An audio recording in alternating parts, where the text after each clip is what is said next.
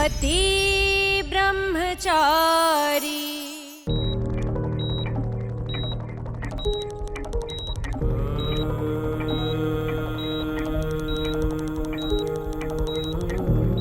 Doctor, doctor! Mrs गुलाब, आप? अगर मेरी काव्या को कुछ भी हुआ ना तो ना मैं तुझे छोड़ूंगी ना तेरे इस हॉस्पिटल को। कुछ भी करो लेकिन मेरी काव्या को जल्द से जल्द ठीक करो। देखिए मैडम, हमसे जो बन पड़ रहा है हम कर रहे हैं। फालतू का नाटक बंद कर भी दिया कि तुझे काव्या की बहुत चिंता है, समझ गई? निकल गया से। क्या कहा? मैं नाटक कर रही हूँ? सूरज, काव्या तेरी बहन जरूर है लेकिन काव्या मेरी बहू भी है। अगर उसे कुछ हो गया ना तो पूरी दुनिया मुझ पर उंगली उठाएगी, तुझ पर नहीं। और मैं इतनी पत्थर दिल नहीं हूँ कि वो बेचारी दर्द में और मैं नाटक करूँ। खैर, तू नहीं समझ सकता क्योंकि तू तो सिर्फ अपनी पत्नी की पढ़ाई हुई पट्टी ही समझता। बकवास बंद कर। भगवान के लिए तुम दोनों चुप हो जाओ प्लीज।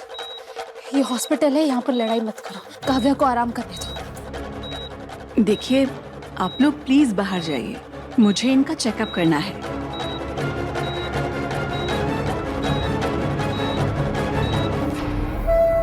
बुआ जी, आप चिंता मत कीजिए, मैं काव्या को कुछ नहीं होने दूंगी। जरूरत पड़ेगी तो मैं बाहर से डॉक्टर बुलाऊंगी लेकिन मैं काव्या को ठीक कर दूंगी बुआ जी।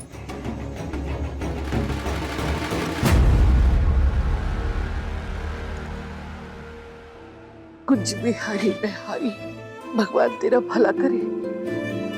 तू काव्या के बारे में सोच तो नहीं? इस महारानी ने तो अपनी जिम्मेदारी तक नहीं निभाई। मुझे तुझ पर पूरा भरोसा है, तू मेरी काव्या को बचा लेगी, उसे ठीक कर देगी।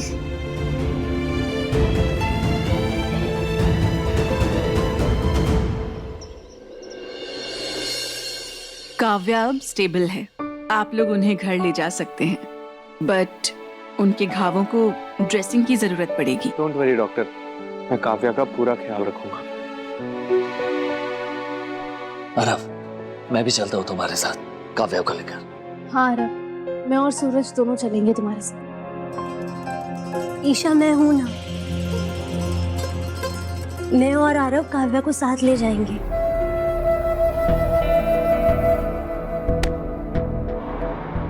आज के बाद गुलाब हवेली पैर भी मत रखना। काव्या को छोड़कर गई थी ना, खबरदार जो तूने गुलाब हवेली में कदम रखा। सब्जी, क्या कर रही है भाभी आप? क्या कर रही है? इसमें ईशा का कोई दोष नहीं है, मैंने पहले ही आपको बता दिया।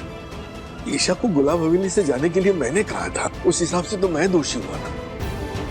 बच्ची, आप कितने अच्छे, आपकी इसी अच्छाई का फायदा उठाती है ये लड़की।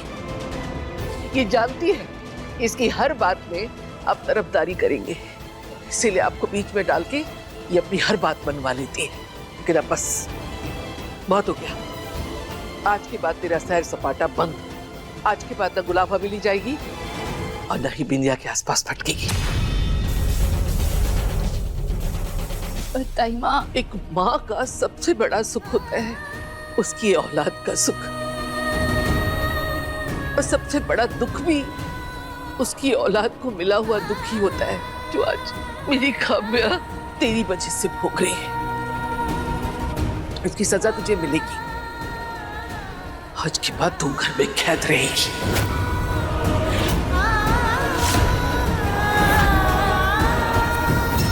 तू मेरे पीछे ग्वालियर तक पहुंची ईशा, और देख मैंने तुझे कैसे तेरे ही घर में कैदी बना दिया।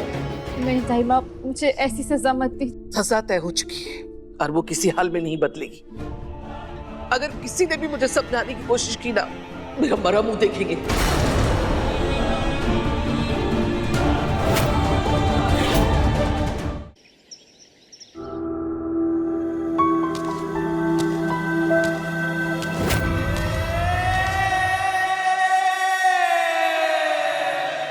क्या हुआ खुशबू बहू, इस तरह चहलकदमी क्यों कर रही है? एक जगह बैठो ना आराम से। मैं ठीक हूँ पापा जी, वो काव्या आने वाली है ना, तो उसका वेट कर रही हूँ बस। बहू, ये मत भूलो कि तुम्हारी कोख में हमारे खानदान का चिराग हो रहा है। जरा सी भी लापरवाही बर्दाश्त नहीं करूंगा मैं, याद रखना। बैठो चुपचाप एक जगह।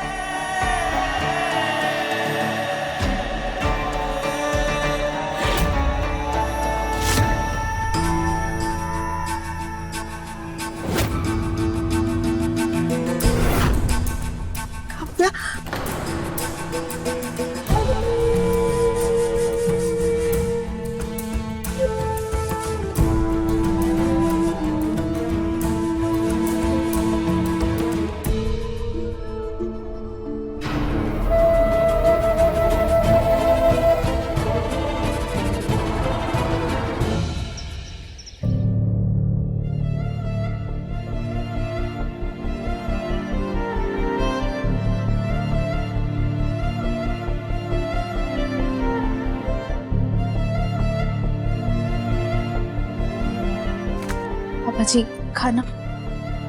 भूख नहीं है बेटा। माँ थोड़ा सा तो खा लीजिए ना, थोड़ा सा। नहीं खाया जाएगा। पता नहीं मम्मी जी मेरी भूख को क्या हुआ है, खाने का मन ही नहीं हो रहा है। बाकी बिहारी खा ले, नहीं तो बच्चे को भूखा रखेगी क्या? ऐसी हालत में भूखा नहीं रहना चाहिए। नहीं नहीं मम्मी जी, मेरा खाने का बिल्कुल मन नहीं है।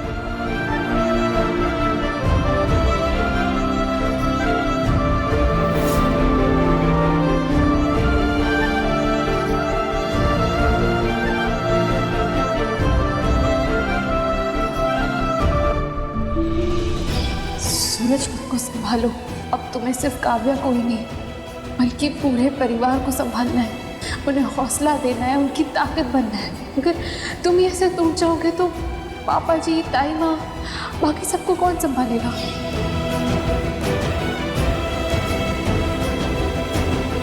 ताई माँ, पापा, आप दोनों खाइए ना, दवाइयाँ भी तो लेनी है ना आप दोनों को। ताई माँ, अगर आप दवाई नहीं लेंगी तो घुटनों के दर्द से रात भर परेशान होते रहेंगी। और पापा, आपको बीपी है तो बीपी की दवाई तो लेनी होगी ना। भूख नहीं है बेटा, भूख नहीं है। मन नहीं है सूरज। ताई माँ, आपको याद है जब आपको भूख नहीं होती थी तो काव्या बिल्कुल इसी तरह सब्जी को लेकर रोटी के बीच में रख के ये गोल गोल घुमा के रोल बनाकर खिलाती थी आपको। मेरे लिए ना सही, काव्या के लिए खा लीजिए।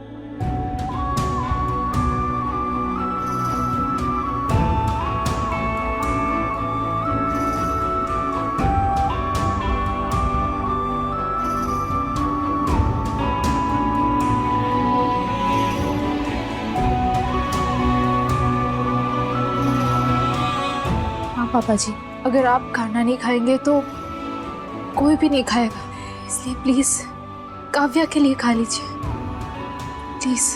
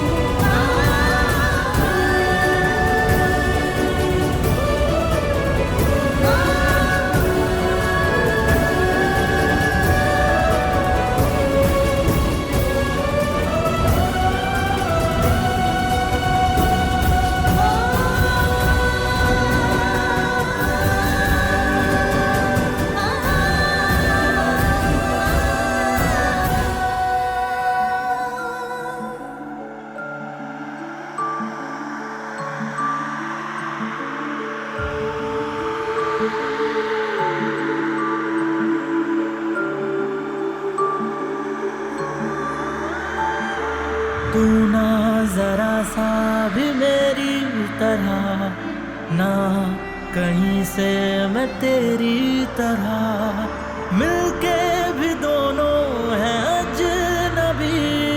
कैसी है ये दास्तां, ये दास्तां।